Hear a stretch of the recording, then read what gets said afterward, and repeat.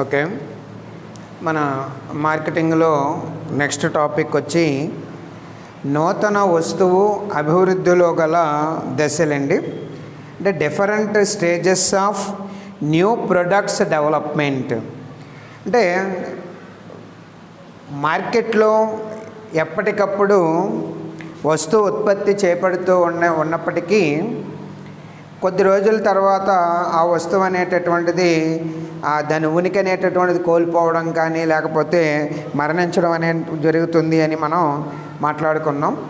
అయితే ఈ నూతన వస్తువుని అభివృద్ధిలో అసలు ఏ దశలు స్టేజెస్ ఎట్లా ఉంటాయి అని మనం చూసినట్లయితే ప్రధానమైనటువంటి స్టేజెస్ని మనం మొన్న మీకు రాశానండి. 8 స్టేజెస్ని మనం గుర్తుంచుకోవాలి. సో అందులో మొట్టమొదటిది ఐడియా జనరేషన్, ఆలోచన సృష్టి. First stage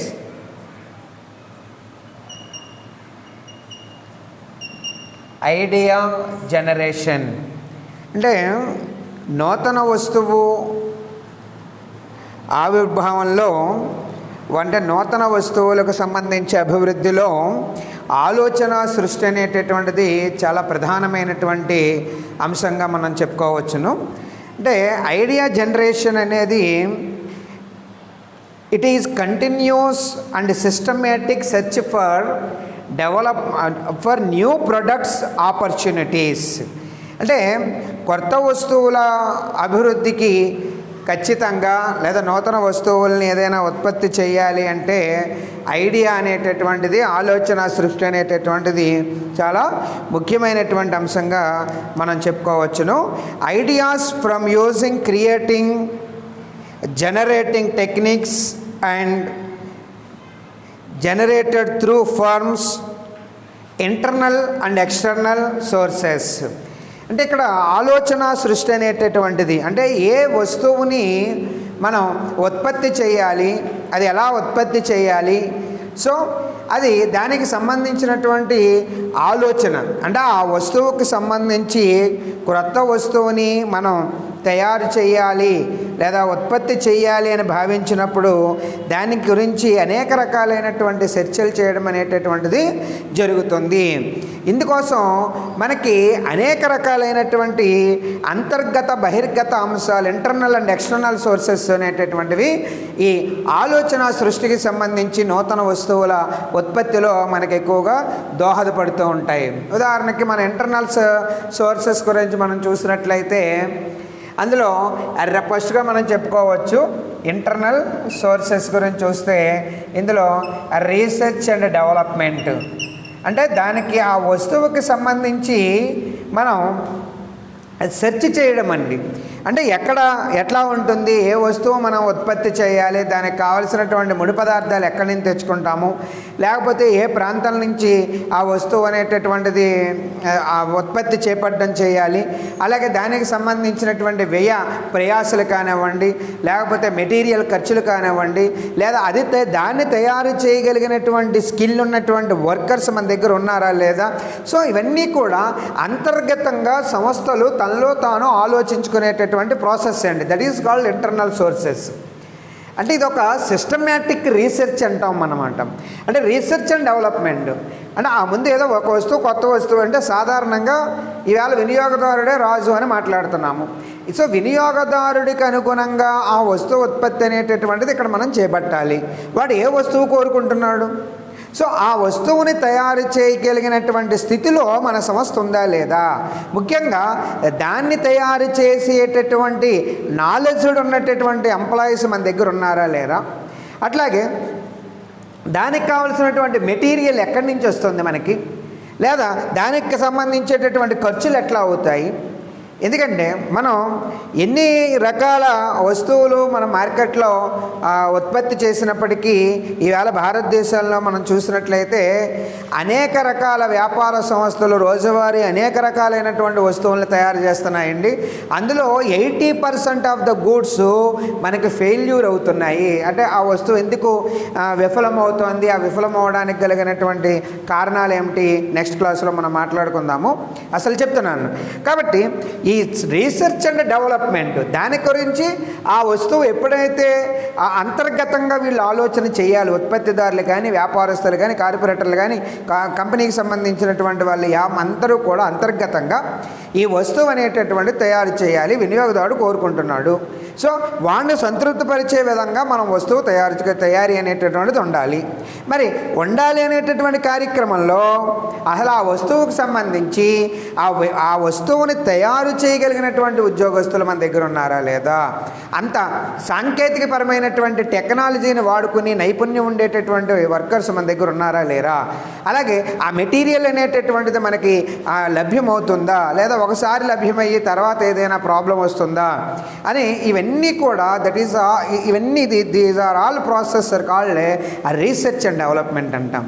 and also second the internal sources of new product idea జనరేషన్లో మనకి ఎంప్లాయీస్ ఇవి చాలా చాలా ఇంపార్టెంట్ అండి.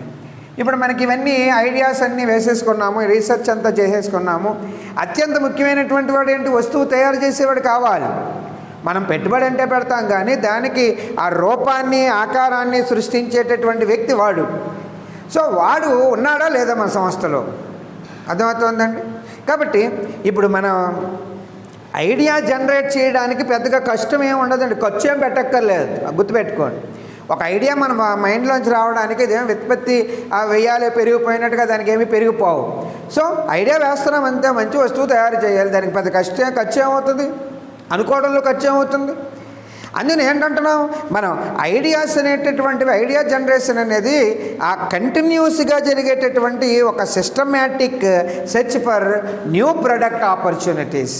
అర్థమైందా? అయితే దీనికి ఏ విధమైనటువంటి ఖర్చు పెట్టక్కర్లేదు. ఖర్చు అంతా ఎక్కడొస్తుంది అంటే ఆ వస్తువు ఐడియాలోంచి వచ్చిన తర్వాత మనం దాన్ని ఇంప్లిమెంటేషన్ చేసినప్పుడు మాత్రమే అది వ్యయాంశంగా రూపొందించబడుతుంది.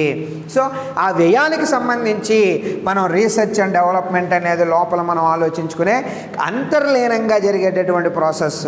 తర్వాత అందులో పనిచేసేటటువంటి సిబ్బంది ఉన్నారా లేదా, మన దగ్గర ఇప్పుడు ఉన్నటువంటి సిబ్బంది ఏంటి, ఆ వస్తువు ఏదైనా తయారు చేయగలం, ఇవన్నీ కూడా లోపల జరిగేటటువంటి ఆ కార్యక్రమ సాధన అంతా కూడా ఈ ఇంటర్నల్ సోర్సెస్గా మనం ఐడియా జనరేషన్లో చెప్పుకోవచ్చు.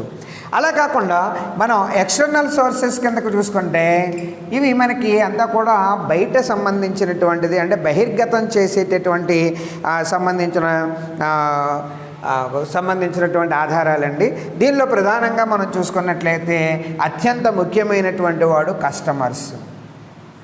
అంటే వీళ్ళు ఎక్కడ ఉంటున్నారు, ఏ ఏ ప్రాంతాల్లో వాళ్ళు ఈ వస్తువులు కొనుగోలు చేయడానికి ఇష్టపడుతున్నారు, అర్థమైందండి. ఇప్పుడు చూడండి, కొంతమంది కొన్ని రకాల వస్తువులు తీసుకోవడానికి ఇష్టపడతారండి, ఇంకొంతమంది ఆ వస్తువులు ముట్టుకోరండి, అర్థమైందా. కాబట్టి ఇలాంటి కస్టమర్స్కి సంబంధించినటువంటి ఐడియాస్ అన్నింటినీ కూడా వీడు జనరేట్ చేసుకోవాలండి.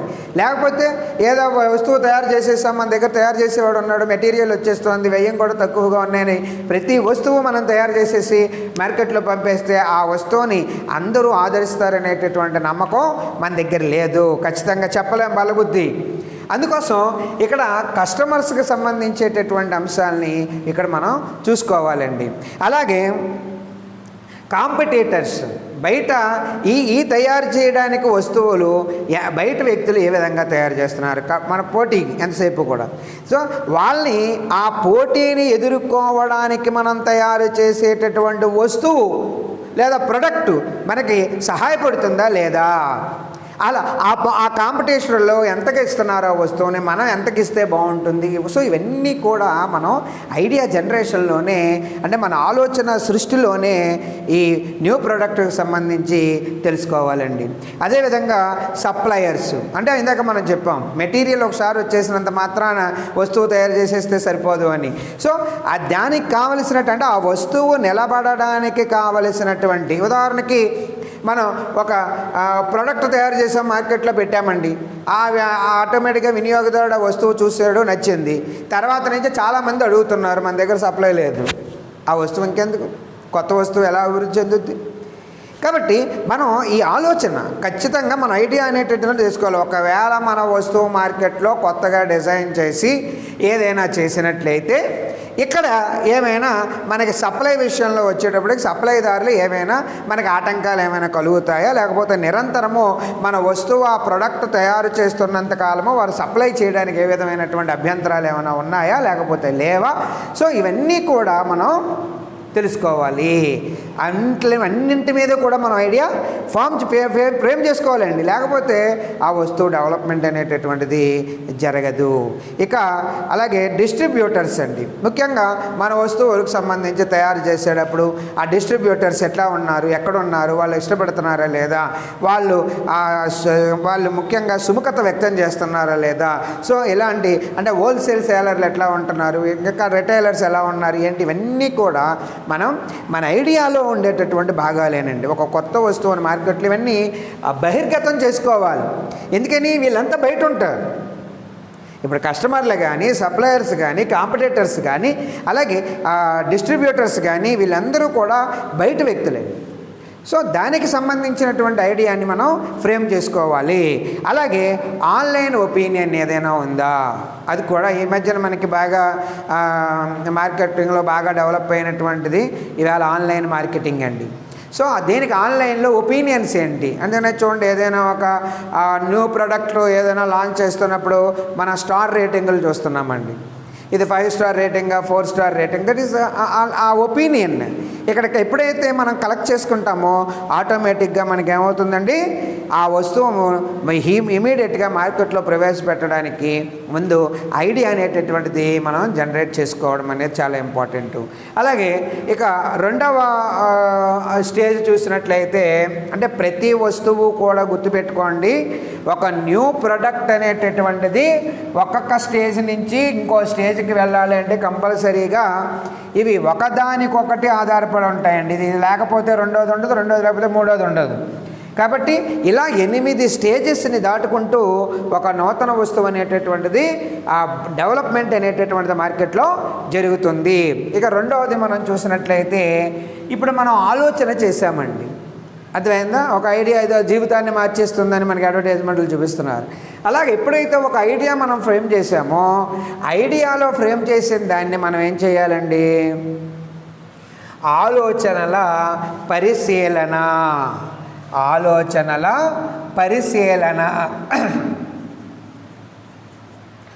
Idea screening, it is also very very important stage. ఎందుకంటే అనేక మంది ఇప్పుడు సంస్థలో పనిచేసే వ్యక్తులు కానివ్వండి, లేదా బయట వ్యక్తులు కానివ్వండి, లేదా మన సంస్థతో సంబంధం ఉండేటటువంటి ఇతర వ్యక్తులు కానివ్వండి, వీళ్ళందరూ కూడా అనేక రకాలైనటువంటి సలహాలు ఇచ్చేశారు, మనకి ఐడియాస్ ఇచ్చేసారండి. బాబు నువ్వు ఎలా చేసేస్తే బాగుంటుంది అన్నాడు, ఇంకోటి చేసేస్తే బాగుంది అన్నాడు. అర్థమైందా?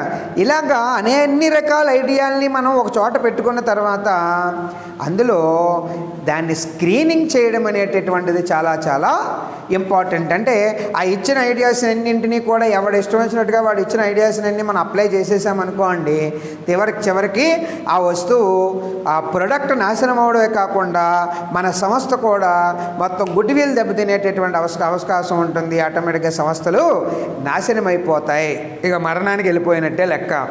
అందుకోసం ఐడియా అడుగుతామండి, ఐడియాలు తీసుకున్నటువంటి ఐడియాలన్నీ కూడా మనం ఆచరణ చేసేయడం ఏమీ ఉండదు. కారణం ఏంటంటే ఐడియా వచ్చినటువంటి ఐడియాల్ని మనం పరిశీలన అనేటటువంటి చేయాలి. That is called screening. అర్థమైందా అండి?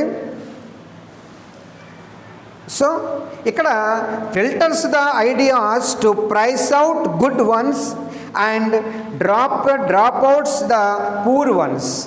సో ఇక్కడ మనం ఎప్పుడైతే ఐడియాస్ని మనకి ఇచ్చిన తర్వాత అందులో మంచి ఐడియాస్ ఏమైతే ఉంటాయో ఒకసారి మళ్ళీ దాన్ని చూసుకుంటాము. అందులో ఒక చెత్తగా ఉండేటటువంటి ఐడియాస్ ఏముంటాయో దాన్ని పక్కన పాడేయాలి. అందుకోసం ఇక్కడ మనం ఇచ్చినటువంటి ఐడియాల్ని ఖచ్చితంగా అందరినీ కూడా మనం అప్లై చేయడానికి వీల్లేదు. అందులో మనకి సంబంధించి మనకి అంటే ఉదాహరణకు ఒక వస్తువు తయారు చేయడానికి మనకి అయ్యేటటువంటి వ్యయాలను పరిగణలోకి తీసుకోవాలి. చెప్తాడు ఒక ఎంప్లాయీ, బాగా ఏముందండి క్వాలిటీ ఉంటే చాలు, వ్యయం అయితే ఏంది, మన గుడ్ విల్ ఆటోమేటిక్గా కన్జ్యూమర్ కొనేస్తే ఆ వ్యయాలని రికవర్ చేసేసుకోవచ్చు కదా అని. అసలు ముందు మనం ఒక కొత్త వస్తువు మార్కెట్లో నిలదొక్కుకోవడానికి చాలా టైం పడుతుంది. ఆల్మోస్ట్ మనకు ఉన్నటువంటి అనుభవజ్ఞులందరూ కూడా 80% ఫెయిల్యూర్స్ అవుతున్నాయండి కొత్త ప్రోడక్ట్ ఏమైనా సరే. ఇంకా దాన్ని 95% కూడా అవుతున్నాయని కూడా అనేక ఆర్థికపరమైనటువంటి అంచనాలు కూడా చెప్తున్నాయి. కాబట్టి ఏదో ఒక ఐడియా ఇచ్చేసాడు కదా అని దాన్ని పట్టుకొని వేళ్లాడుతూ ముందుకు తీసుకుపోయామనుకోండి, ఆటోమేటిక్గా దానివల్ల వచ్చేటటువంటి నష్టము నెక్స్ట్ వాటిని కూడా రికవరీ చేసుకోవడానికి అవకాశం ఉండదు. అందుకోసం ఇందులో మంచిగా ఇచ్చినటువంటి ఐడియాస్ని మనం ఫిల్టర్ చేసుకోవడం, అంటే filtering the ideas to price out good ones. అంటే బాగా మంచిగా ఉండేటటువంటి ఐడియాస్ని మనం ఫిల్టర్ చేసుకొని అర్థమైందా, మంచి ఐడియాస్ని 1-2 సార్లు మనం ఆ ప్రైస్ అవుట్ చేసుకోవడం అనేటటువంటిది చాలా చాలా ఇంపార్టెంట్ అండి. అలాగే ఇక్కడ మనకి డ్రాప్ అవుట్స్ ఏమైనా ఉన్నాయంటే, డ్రాపింగ్ ఏమైనా ఉన్నాయనుకోండి, దీంట్లో ఇంక తీసేద్దాం ఈ ఐడియాలు, ఇది పని అవ్వదు, వర్క్ అవ్వదు, దీనికి చాలా మెటీరియల్ ఇది అయిపోతుంది, అసలు ఇది కొంటాడో ఎక్కువ మంది ఇష్టపడతారో లేదో అన్నాం అనుకోండి. ఉదాహరణకి చిన్న ఎగ్జాంపుల్ మనం తీసుకున్నట్లయితే, ఇప్పుడు చైనా లాంటి దేశంలో మన అక్కడ కలర్ కూడా, ప్యాకింగ్ కూడా చాలా చాలా ఇంపార్టెంట్గా చూస్తారండి. అంటే నేను ఎందుకు చెప్తున్నాను, జస్ట్ ఎగ్జాంపుల్ చెప్తున్నాను. చైనా లాంటి దేశంలో ఎల్లో కలర్కి ఏదైనా ఉంటే కనుక, ఎల్లో కలర్ ప్యాకింగ్ కానివ్వండి, ఎల్లో కలర్స్తో ఉండేటటువంటిది ఏదన్నా కూడా వాళ్ళు ఇష్టపడరండి. అర్థమైందా, అదొక ఇది కింద వాళ్ళు ఫీల్ అవుతారనమాట. వాళ్ళు ఎక్కువగా ఆ రెడ్ కలర్ని ఎక్కువగా ఇష్టపడడం అనేటటువంటిది జరుగుతుంది. అలాగే అమెరికా కానీ మనం చూసినట్లయితే బ్లూ కలర్కి ఎక్కువగా ఇంపార్టెంట్ ఇవ్వడం జరుగుతుంది. అందుకనే పెప్సీ కంపెనీ అక్కడ బ్లూ కలర్కి సంబంధించి డిజైనింగ్ చేసుకోవడం అనేటటువంటిది జరుగుతుంది అనమాట. ఇక్కడ నేను చెప్పేది ఏంటంటే, బయట ఉండేటటువంటి వినియోగదారులు వాళ్ళ అభిరుచులు అవసరాలకి అనుగుణంగా, ఎందుకంటే ఐడియా జనరేషన్లోనే చెప్పాము అక్కడ కస్టమర్స్ చాలా చాలా ఇంపార్టెంట్ అని.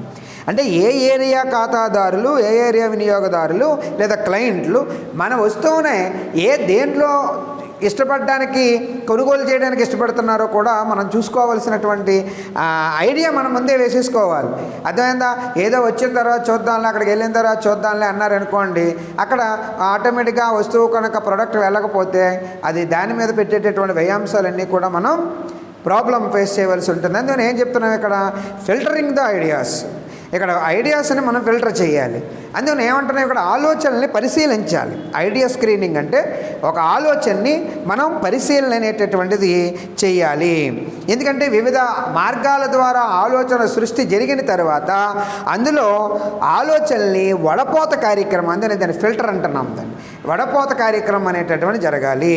ఇందులో ఏంటి, కంపెనీ సృష్టించినటువంటి వివిధ ఆలోచనల్ని మనం విమర్శనాత్మకంగా పరిశీలన చేయాలి. అర్థమైందండి, చాలా విమర్శనాత్మకమైనటువంటి మూల్యాంకనాన్ని మనం అక్కడ చేయాలి. ఎప్పుడైతే విమర్శనాత్మకమైనటువంటి మూల్యాంకనంలోంచి ఒక మంచి ఐడియా అక్కడ నిలబడడానికి అవకాశం ఉంటుందన్నమాట. అంతేగాని జనాలంతా ఇచ్చేసిన ఐడియాస్ అన్ని మనం తీసేసుకుని ముందుకు తీసుకెళ్తే ఆటోమేటిక్గా ప్రాబ్లం వచ్చేటటువంటి అవకాశం ఉంటుంది. కాబట్టి ఈ వడపోత కార్యక్రమం అనేది తప్పకుండా చేయాలి. అందులో మంచిగా ఉండేటటువంటి దాన్ని 1-2 సార్లు మనం పరిశీలన కనుక చేసిన అయితే ఆటోమేటిక్గా మార్కెట్లో ఆ వస్తువుకి ఎటువంటి దోషపూరితమైనటువంటి అవకాశం లేకుండా ముందుకు పోయేటటువంటి అవసరం ఉంటుందన్నమాట. అంటే సాధారణంగా ఇక్కడ దోషము అనేటటువంటిది ఏంటంటే, మనం ఇప్పుడు చూడండి, అసాధ్యమైన అసహజమైనటువంటి వస్తువుల్ని కొనసాగించామనుకోండి, అలాంటి వస్తువుల్ని మనం వదిలివేయడం అనేటటువంటిది చాలా ఇంపార్టెంట్ అండి. ఎందుకంటే ముందులోనే వాడు చెప్పేసిన దానికి అబ్బాయి మనం ఇది చేయలేము, ఇది అసాధ్యము, మన ఆలోచనలకు చాలా విరుద్ధంగా ఉంది ఈ ఐడియా, కాబట్టి దీన్ని వదిలేయడం కొనసాగించడం చాలా కష్టం అని ఎప్పుడైతే మనం బిగినింగ్లోనే అనుకున్నామో ఆటోమేటిక్గా అలాంటి దాని మీద మనం ఎటువంటి శ్రద్ధ పెట్టుకోకూడదండి. అందుకనే drop out the poor once అని అర్థమవుతుంది. ఆటోమేటిక్గా మనం అలాంటి వస్తువులు కొనసాగించకుండా వదిలివేయడం అనేటటువంటిది చాలా మంచిది. ఇది వదిలివేత సంబంధించినటువంటి దోషాల కిందకి వస్తాయండి. సరే, ఏదేమైనప్పటికీ కూడా ఆలోచన తీసుకున్న తర్వాత ఆలోచనని పరిశీలన చేయకుండా మనం ముందుకు వెళ్ళకూడదు. ముఖ్యంగా కొత్త వస్తువుల్ని మనం మార్కెట్లో ప్రవేశపెట్టేటప్పుడు లేకపోయినట్లయితే కొన్ని ఇబ్బందికరమైనటువంటి పరిస్థితులు ప్రతి సంస్థ కూడా ఎదుర్కొనేటటువంటి పరిస్థితి వస్తుంది. ఎందుకంటే ఒక బలహీనమైనటువంటి వస్తువును అభివృద్ధిపరిచి మార్కెట్లో మనం ప్రవేశపెట్టామనుకోండి, దానిని కొనసాగింపు దోషము అంటారు. అర్థమైందండి? ఇప్పుడు మనకి ఈ వస్తువు మన వల్ల కాదు, మనం కంటిన్యూ చేయలేమని ఎప్పుడైతే అనుకున్నామో అది ఆటోమేటిక్గా దాన్ని ఏమంటున్నాం మనం, ఒక అదో రకమైనటువంటి దోషం, వడపోత దోషం వేసేసాము. అలా కాకుండా ఒక బలహీనమైనటువంటి వస్తువు మనకు తెలిసి ఇది బలహీనంగా ఉందని అయినా సరే దాన్ని కనుక అభివృద్ధి చేసేసి దాన్ని ముందుకు పంపేసామనుకోండి, ఆటోమేటిక్గా దాన్ని కొనసాగింపు దోషము అంటామండి. సో ఇలాగ మనం ఈ పరిశీలన చేసేటప్పుడు మనం ఖచ్చితంగా ఇవన్నింటినీ కూడా పరిగణలోకి తీసుకుని నూతన వస్తువుని ఉత్పత్తి చేయడం అనేటటువంటిది వ్యాపారస్తులు చేయాలి. ఎందుకంటే ఓకే, నెక్స్ట్ మనం మూడో పాయింట్ చూసినట్లయితే కాన్సెప్ట్ టెస్టింగ్.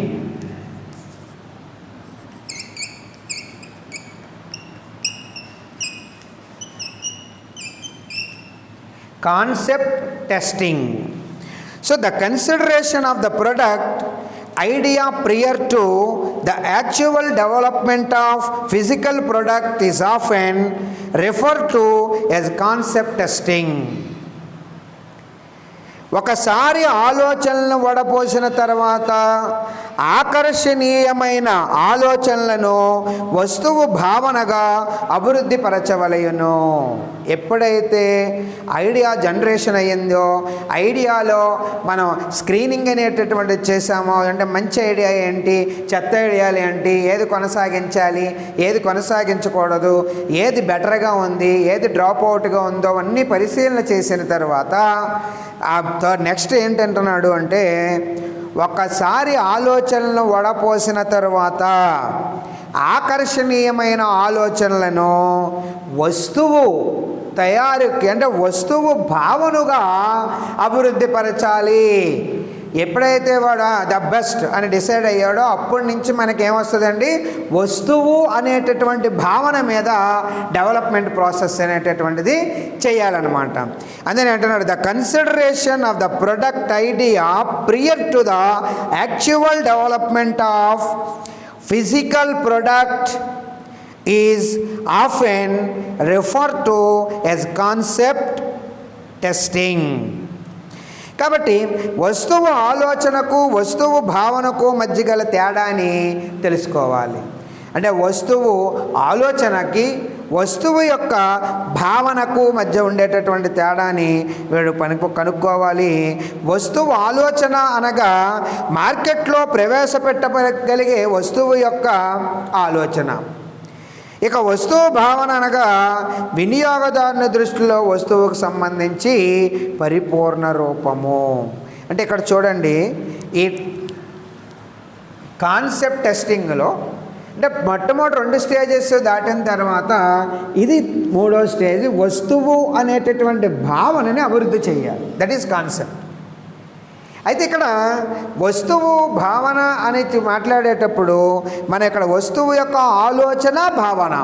ఇప్పుడు వస్తువు యొక్క ఆలోచన గురించి మాట్లాడామనుకోండి, సో ఇది మార్కెట్లో ప్రవేశపెట్టడం, ఎలా ప్రవేశపెట్టాలి అనే దట్ ఈస్ కాల్డ్ ప్రొడక్ట్ థాట్నెస్ అంటాం. అలా కాకుండా రెండవది మనం వస్తువు యొక్క భావన కాన్సెప్ట్, ప్రొడక్ట్ కాన్సెప్ట్ అనేది వినియోగదారుని యొక్క రూపం అండి. అర్థమవుతుందా? అది వినియోగదారుని దృష్టిలో సంబంధించిన వస్తువు యొక్క పరిపూర్ణ రూపము కాన్సెప్ట్ ఆఫ్ ప్రొడక్ట్ అండి. చూసారు రెండింటికి చాలా ఎంత డిఫరెన్స్ ఉందో. ఇది ఈ కాన్సెప్ట్ టెస్టింగ్ అనేటటువంటిది చాలా చాలా ఇంపార్టెంట్. అంటే వస్తువు యొక్క ఒక ఆలోచన వాళ్ళ వస్తువు భావనలకు కారణం కావచ్చును. ఒక వస్తువు యొక్క ఆలోచన వివిధ రకాల వస్తువుల యొక్క భావనలకు కారణం అవ్వచ్చు. కాబట్టి ప్రతి రూపాన్ని అత్యంత శ్రద్ధతోటి పరీక్షించాలి. అన్ని దశల్లో వస్తువు యొక్క భావన ఒకే రకంగా ఉండదండి. ఇది చాలా క్లిష్టమైనటువంటి దశ. ఒక వస్తువుని భావన చేసేటప్పుడు వినియోగదారుడు ఒక్కొక్క రకంగా ఆ వస్తువుని రిసీవ్ చేసుకోవడం అనేటటువంటిది జరుగుతుంది. కాబట్టి ఈ పరీక్ష అనేటటువంటిది ఒక క్లిష్టమైనటువంటి పరీక్ష అయినప్పటికీ దీన్ని చాలా అత్యంత జాగ్రత్తతోటి శ్రద్ధతోటి మనం పరీక్ష చేయవలసినటువంటి అవసరం ఉంటుంది. ఎందుకంటే ఇక్కడ ఎటువంటి తొందరపాటు నిర్ణయాలు తీసేసుకుని వినియోగదారుడు ఎందుకు కొండు అనేటటువంటి ఆలోచనతోటి వస్తువు భావన కొనసాగించాడు అంటే ఆటోమేటిక్గా సంస్థలు ఏమవుతాయండి, నిష్క్రమించడానికి కూడా వెనుకాడవలసినటువంటి పరిస్థితి లేదండి. నిష్క్రమించడానికి కూడా వెనుదాడడానికి ఆలోచించవలసినటువంటి పరిస్థితి లేదు. అర్థమైందంటే ఆటోమేటిక్గా సంస్థలన్నీ కూడా మూతబడిపోతాయి, మరణించేస్తాయి. కాబట్టి అలాంటి లేకపోతే వీల్లేనటువంటి పరిస్థితులకు దారితీసేటటువంటి అవకాశాలు కూడా ఉంటాయన్నమాట. వస్తువుని ఇంకా కొనసాగింపేట మొత్తం ఏ వస్తువు కూడా వినియోగదారుడు సాటిస్ఫై అవ్వడండి. అందుకోసం చాలా జాగ్రత్తగా ఇక్కడ మీరు ఆ వస్తువు ప్రొడక్ట్ చేసేటటువంటి ఉత్పత్తిదారులు చాలా ఆలోచన అనేటటువంటిది చేయాలి. ఇక 4వ రకాన్ని మనం చూసినట్లయితే marketing strategy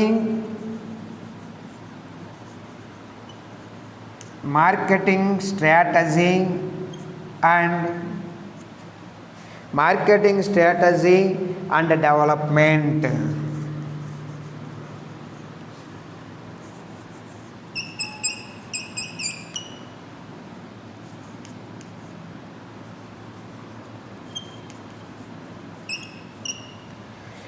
marketing strategy and development అంటే మార్కెటింగ్ వ్యూహము, అభివృద్ధి.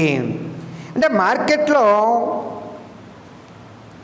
ప్రవేశపెట్టడానికి అవసరమైనటువంటి మార్కెటింగ్ వ్యూహాన్ని రూపొందించుట మార్కెటింగ్ మేనేజర్ యొక్క బాధ్యత. ఇది చాలా ఇంపార్టెంట్ అండి. అంటే అవసరమైనటువంటి ఆ మార్కెట్లో ఏదైనా వస్తువు ప్రవేశపెట్టాలి అంటే దానికి సంబంధించి ముందు వ్యూహం అనేటటువంటిది సిద్ధం చేసుకోవాలి. ఇది చేసేటటువంటి వ్యక్తి ఎవడండి, మార్కెటింగ్ మేనేజర్ది చాలా రెస్పాన్సిబిలిటీ ఉంటుందన్నమాట. అంటే మార్కెటింగ్ వ్యూహాలు ముందు దశలలో మరింత మెరుగుపరచబడతాయి. అర్థమైందండి? మార్కెటింగ్ వ్యూహము మనం ఎప్పుడైతే వేసామో మంచి స్ట్రాటజికల్ అయినటువంటి వ్యూహాలు అనేటటువంటిది చేసామో ఆటోమేటిక్గా ఆ వస్తువు ముందు దశల్లో మంచి ఉన్నతమైనటువంటి స్థితికి వెళ్ళడానికి అవకాశం అనేది ఉంటుంది. అంతేకాకుండా మార్కెటింగ్ వ్యూహ ప్రణాళికలలో 3 భాగాలు ఉన్నాయండి. అంటే ఈ మార్కెటింగ్ వ్యూహ ప్రణాళికల్లో 3 భాగాలు ఉన్నాయి. అందులో మొదటి భాగంలో సైజు, నిర్మాణము మరియు టార్గెట్, మార్కెట్ ప్రవర్తన, వస్తువు స్థాపన, అమ్మకాలు, మార్కెట్ భాగము మరియు మొదటి కొన్ని సంవత్సరాలలో లాభధ్యేయాలు మొదలైనవి ఉంటాయి. ఇక్కడ మార్కెట్ వ్యూహానికి సంబంధించి ప్రణాళిక 3 భాగాలుగా ఇక్కడ చెప్తామండి. అందులో మొట్టమొదటి భావన మనం చూసినట్లయితే ఇందులో సైజుకి సంబంధించి, అలాగే వస్తువు నిర్మాణానికి సంబంధించి, అలాగే మొదటి సంవత్సరంలో సంస్థ ఆర్జించేటటువంటి లాభధ్యేయాల గురించి, అలాగే మార్కెట్లో ఆ వస్తువుకు ఉండేటటువంటి భాగం గురించి, అలాగే ఆ వస్తువు స్థాపన, అమ్మకాల గురించి, అలాగే మార్కెట్ వ్యూహం, అలాగే టార్గెట్ సంబంధించినటువంటి వస్తువు టార్గెట్కి సంబంధించిన మార్కెట్ ప్రవర్తన ఇవన్నీ కూడా ఈ మొదటి వ్యూహంలో మనం చెప్పుకోవచ్చండి. మొదటి మార్కెటింగ్ వ్యూహంలో అక్కడ వస్తువు సంబంధించేటటువంటి అమ్మకాలు కానీ, సైజు కానీ, నాణ్యత కానీ, అట్లాగే ఆ కొన్ని సంవత్సరాల్లో సంస్థ ఆర్జించేటటువంటి లాభధ్యేయాల గురించి కానీ, టార్గెట్లు కానీ, వస్తువు యొక్క ప్రవర్తన కానీ, ఇవన్నీ కూడా ఈ స్టేజ్లో ఉంటాయండి.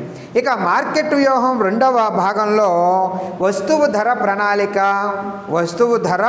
ప్రణాళిక, పంపిణీ వ్యూహము, సంవత్సర కాలానికి మార్కెటింగ్ బడ్జెట్ మొదలైనవి ఉంటాయండి.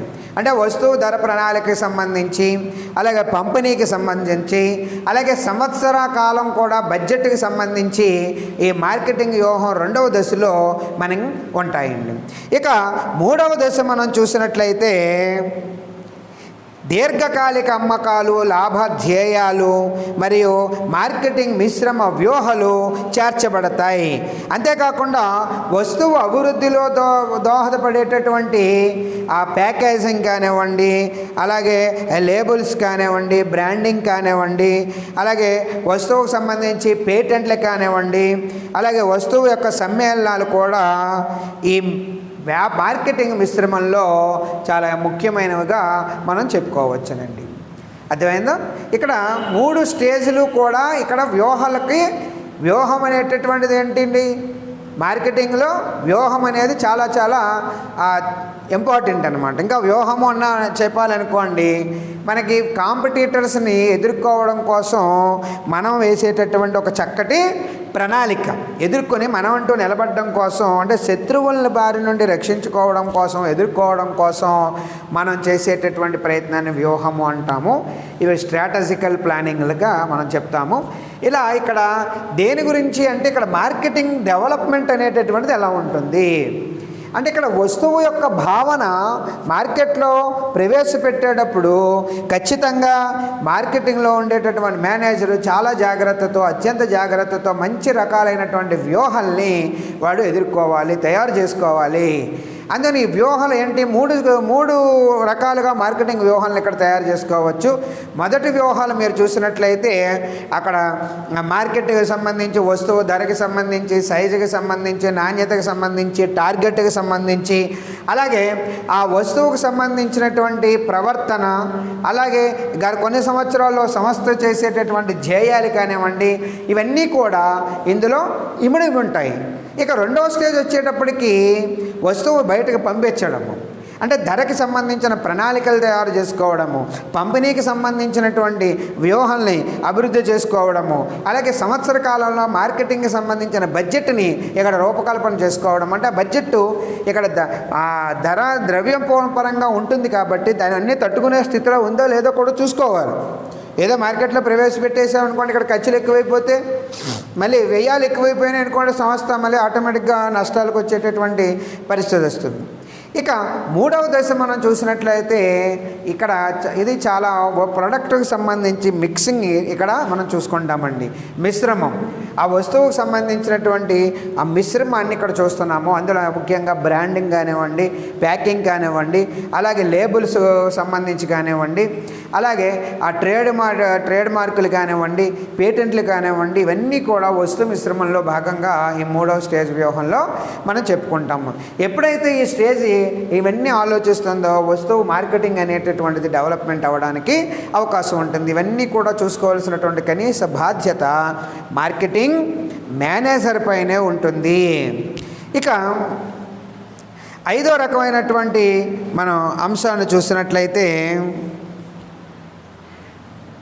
Business analysis and stages. వ్యాపార విశ్లేషణ. నెక్స్ట్ చాలా ఇంపార్టెంట్ ఏంటంటే వ్యూహాలు తయారు చేసుకున్న తర్వాత వ్యాపార విశ్లేషణ అనేది చాలా ఇంపార్టెంట్. వ్యాపార విశ్లేషణ ఏమిటి అని మనం ఆలోచించినట్లయితే నూతన వస్తువులు అభివృద్ధిలో ఈ దశ చాలా క్లిష్టమైనటువంటి దశగా చెప్పుకోవచ్చును. ఎందుకంటే ఈ దశలో జరిపిన విశ్లేషణ ఆధారంగానే వస్తువుకు సంబంధించి ఇతర ముఖ్యమైనటువంటి నిర్ణయాలు తీసుకుంటారు. ఈ దశలో వ్యాపార విశ్లేషణ, వ్యయ విశ్లేషణ, లాభదాయకాల విశ్లేషణ ఇక్కడ జరుగుతుందన్నమాట. అంటే the ideas which prevail after screening are subjected to a through business analysis. It involves an assessment of the potential market to growth rate and the expected competitiveness of the new product. Decisions must be made in determining the compatibility of the proposed product with such company resources such as financial support for promotion, production and distribution. That is the fifth stage of business analysis. So ఈ వ్యాపార విశ్లేషణ అనేటటువంటిది చాలా క్లిష్టమైనటువంటి దశగా మనం చెప్తామండి. ఈ దశలో జరిపినటువంటి విశ్లేషణ ఆధారంగానే వస్తువుకు సంబంధించి ఇతర ముఖ్యమైనటువంటి నిర్ణయాలు వ్యాపారస్తుల సంస్థలు తీసుకుంటాయి. సాధారణంగా దాంట్లో వ్యాపార విశ్లేషణ, అట్లాగే ఆ వ్యయానికి సంబంధించినటువంటి విశ్లేషణ, అలాగే లాభదాయకాల విశ్లేషణ, ఇవన్నీ కూడా ఈ బిజినెస్ అనాలిసిస్లో ఉంటాయండి. ఇక నెక్స్ట్ స్టేజ్ మనం చూసినట్లయితే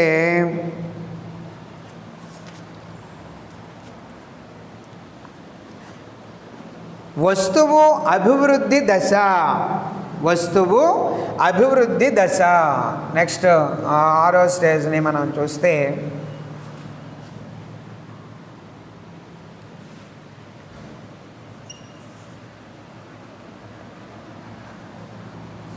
వస్తువు అభివృద్ధి దశ అండి. Actual development.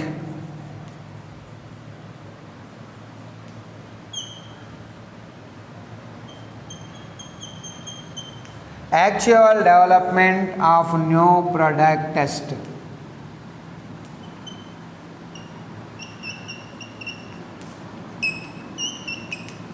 ఇది కూడా చాలా ముఖ్యమైనటువంటి దశగా మనం చెప్పుకోవచ్చు. ఈ దశలో వస్తువు ఆలోచనలు వస్తువు భావన నుండి పరిశోధన మరియు అభివృద్ధి విభాగం ద్వారా వస్తువు ఉత్పత్తి విభాగానికి వెళ్ళును. అంటే ఇక్కడ వస్తువు ఆలోచన మరియు వస్తువు భావన నుండి ఒక వస్తువుకు సంబంధించి ఈ దశలో ఏమవుతుంది అంటే పరిశోధన మరియు అభివృద్ధి విభాగంలో వస్తువు యొక్క ఉత్పత్తి విభాగానికి పోతుందన్నమాట. అంటే మన ఆలోచన నుంచి, అలాగే భావన నుంచి, వినియోగదారులు కూడా ఎక్కువ రకంగా ఏవి తీసుకుంటున్నారు ఏంటని మాట్లాడుకున్నాము. ఆ రెండు భావనల నుంచి కూడా ఇక్కడ వస్తువు ఏం చేస్తుందంటే ఒక పరిశోధన జరిగి అక్కడ అభివృద్ధి విభాగానికి వైపు పయనిస్తూ వస్తువు ఉత్పత్తి ఎక్కడైతే చేపడుతున్నారో అక్కడికి వెళ్ళిపోతుంది అనమాట. That is called development of new product. అర్థమైందండి. వస్తువుకు సంబంధించి అభివృద్ధి పరీక్ష. వస్తువు రూపం సాధ్యమైనంత సాధారణంగా ఉండాలి. వస్తువు యొక్క రూపం ఎలా ఉండాలి అంటే సాధ్యమైనంత వరకు సాధారణంగా ఉండాలి. మార్కెట్ను నడిపించుచున్న సంస్థలు ఇక్కడ ఒక అడుగు ముందు ఉండాలి.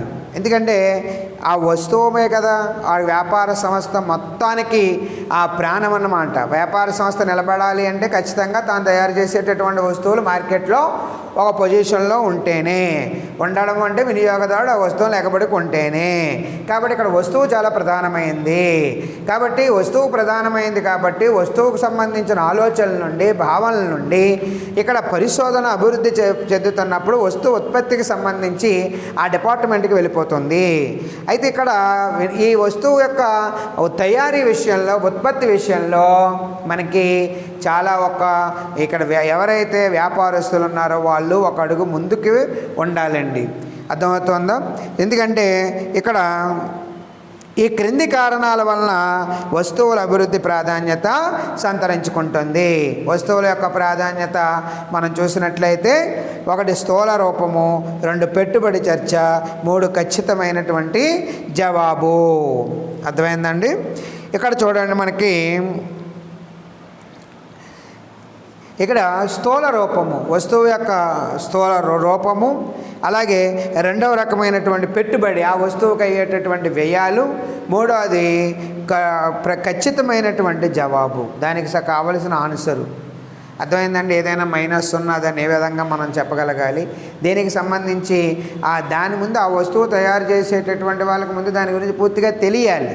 ఆ జవాబు అవతల పార్టీ ఏదైనా వినియోగదారుడు. అందుకనే మనం ఈ ఈవెంట్ మేనేజ్మెంట్లో, కార్పొరేట్ ఈవెంట్లలో చూడండి, మనకి ట్రేడ్ ఫెయిర్స్ అని, ఎగ్జిబిషన్స్ అని కండక్ట్ చేస్తూ ఉంటాయి. అంటే వస్తువుకు సంబంధించి వాళ్ళు ప్రత్యేకమైనటువంటి శోధనలు చేసుకున్న తర్వాత ప్రదర్శనలు ఇవ్వడం అనేటటువంటి చేస్తారండి. అంటే దానికి ఆటోమేటిక్గా వినియోగదారుడు నేరుగా అక్కడికి వెళ్ళి ఆ వస్తువులను కొనుగోలు చేసుకునే ముందు ఆ వస్తువు గురించి పూర్తి స్థాయిలో తెలుసుకుంటాడనమాట. అంటే ఆ వస్తువుకి సంబంధించి ఏమైతే ఆ డౌట్స్ ఉన్నాయో వాడికి అవన్నీ కూడా మనకి తెలుసుకోవడానికి అవకాశం ఉంటుందన్నమాట. అందుకని ఈవేళ మనకి ఆన్లైన్లో ఇది ఏ రకమైనటువంటి వస్తువులైనా సరే ఖచ్చితంగా ఆ వస్తువుకు సంబంధించి ఫుల్ డీటెయిల్స్, ఖచ్చితమైనటువంటి జవాబులు ఇక్కడ మనకి అందజేస్తున్నాయి అన్నమాట ప్రతి సంస్థ కూడా. అర్థమవుతుందండి? ఇక నెక్స్ట్ మనం ఆ స్టేజ్ చూసినట్లయితే మార్కెట్ పరీక్ష, టెస్ట్ మార్కెటింగ్. నెక్స్ట్ స్టేజ్ మనం చూసినట్లయితే టెస్ట్ మార్కెటింగ్.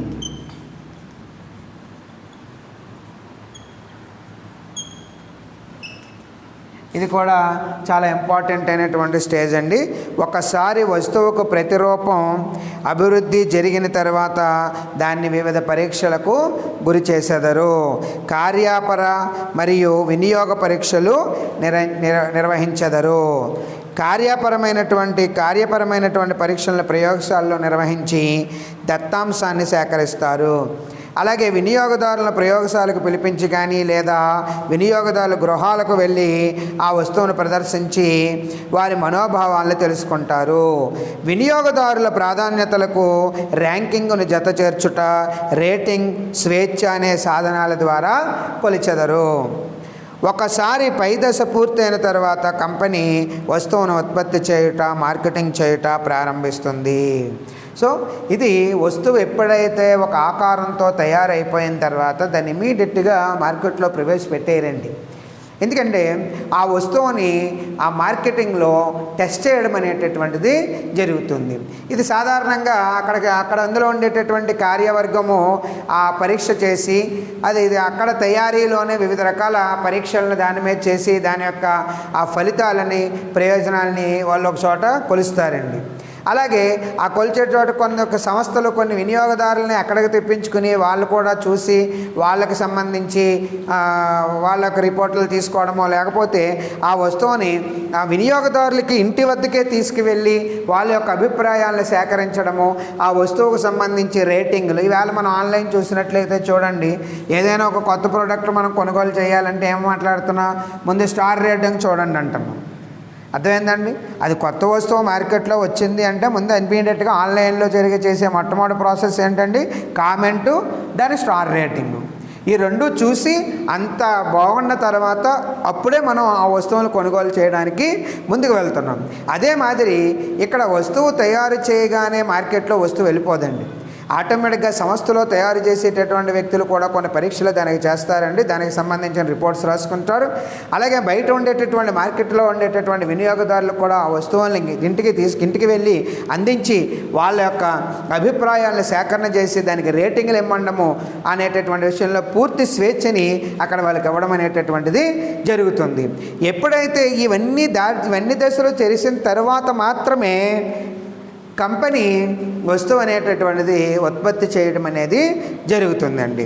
మార్కెటింగ్ చేయుట ప్రారంభిస్తుంది. ఇది చాలా ముఖ్యమైనటువంటి దశ.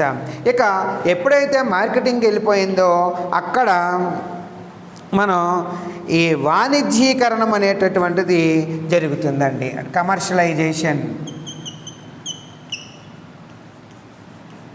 ఈ వాణిజ్యీకరణం అనేటటువంటిది జరుగుతుంది. ఎప్పుడైతే మార్కెటింగ్ టెస్ట్ అనేది అంతా కూడా పూర్తయి అటు కార్యవర్గం కానీ ఇటు వినియోగదారులు కానీ సంతృప్తి పడ్డారో, రేటింగ్లు మంచిగా ఇచ్చారో, ఆటోమేటిక్గా వీళ్ళు ఎంపిక చేసినటువంటి వస్తువులకి ఆ పరీక్షల్లో అది విజయం సాధించినట్టుగా భావించి ఇంకా ఆ కంపెనీ వస్తువు వాణిజ్యీకరణం వైపు పయనం చేస్తారండి. ఇంకా మార్కెట్లో దానికి నూతన వస్తువును మార్కెట్లో పూర్తి స్థాయిలో ప్రవేశపెట్టడానికి ఇక ఈ వాణిజ్యీకరణం అనేటటువంటిది కమర్షియలైజేషను చేయడం జరుగుతుందన్నమాట. సో ఈ విధంగా ఒక క్రొత్త వస్తువుని మార్కెట్లో ప్రవేశపెట్టాలి అంటే ఈ 1వ స్టేజ్ నుంచి 8 స్టేజ్లు మనం గుర్తుపెట్టుకోవాలి. అంటే ప్రతి ఉత్పత్తిదారుడు కూడా ఐడియా జనరేషన్ దగ్గర నుంచి ఫైనల్ స్టేజ్ కమర్షియలైజేషను. ఇక్కడ మీరు ఈ క్వశ్చన్ రాసేటప్పుడు కూడా ఏదో రాసేయకుండా ఒకదానికొకటి లింకప్ ఉంటుందండి. అర్థమైంది? ఇప్పుడు టెస్ట్ మార్కెట్ లేకపోతే కమర్షియలైజేషన్ లేదు. ఇప్పుడు టెస్ట్ మార్కెట్ చేయాలంటే డెవలప్మెంట్ ఇక్కడ పరీక్ష ఒకటి పెట్టాలి, దీనిపైన ఇంకో రకమైన పరీక్ష పెట్టుకోవాలి. ఇలాగ ఒక స్ట్రాటజీలు వేసుకోవాలి. ఇదన్నీ కూడా 1 by 1 రాసి జరిగేటటువంటి ప్రాసెస్. సో ఈ విధంగా ఒక నూతన వస్తువుని మార్కెట్లో ప్రవేశపెట్టేటప్పుడు ఇన్ని రకాల దశలను మనం గుర్తుపెట్టుకోవాల్సి ఉంటుంది. ఓకే.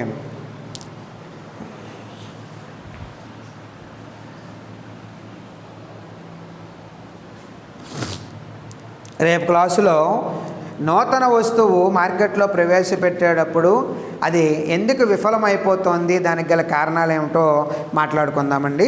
Okay, thank you.